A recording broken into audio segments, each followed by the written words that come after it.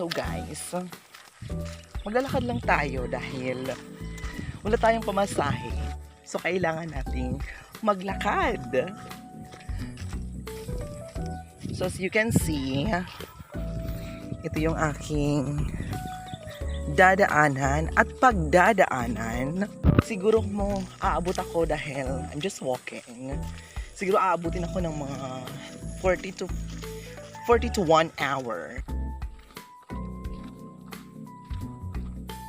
It is a nice thing to have this kind of road kasi malaking tulong siya, especially sa mga estudyante na pumapasok sa Vigo, which is nakaka-benefits din ang aming barangay dahil maraming mga estudyante kami from Antipolo na students dito sa Vigo. Ayan, napakaganda ng panahon kahit mainit pero carry lang. Kailangan natin sanayin ang ating sarili na maglakad. Diba? Kung wala ka namang option, kung wala sa option mo ang mag-scooter or magbayad ng pamasahe.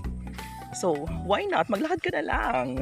Okay, so update lang tayo mga ate. Medyo nakakalahati ko na, malapit ko nang makalahati ang daanang ito. Malapit ako sa katotohanan. Ayan, so this road or this daan is very familiar to me kasi nga ever since nung bata ako, hindi pa ito nagagawa. Palagi na kaming dumadaan dito. At nung high school, yung Duda Joy ko. So that's it. So masama ko sa kanya. Yes. And I guess sa part na yon, dyan kami dumadaan. Kasi this road is somehow like a bukid. Something like that. Ayan mga ate ko, nandito na ako sa dao.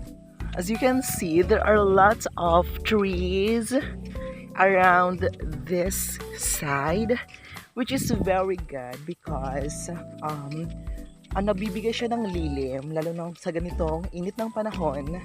Kaya please lang, we need to protect our environment. Hala, oh my God! Unong! Unong! Unong! Hello! Unong! Hello! Nakita ko lang yung binibilhan ko ng panggatong nandun pa ako nung pandemic. Meron nang actually mga bahay na naka-build. Kung narinig nyo yung mga parang mga huni ng ibon, is an indication na healthy and safe sila kasi meron pa silang tahanan. Kaya ganun talaga dapat protektahan ng ating environment. Okay? It's a nice thing walking on this road and you feel the breeze of the air. And look at the sky.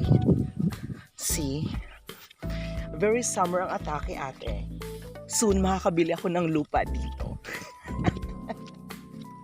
Gusto nating magplano tayong bumili ng lupa dito. Parang ganda ditong tumira. Diba?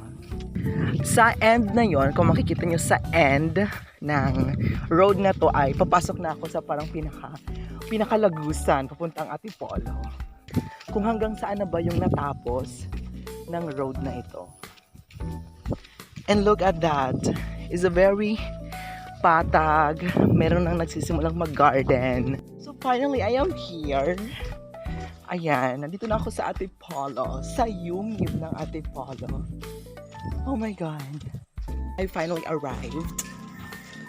Ako ba si Shady? I'm home.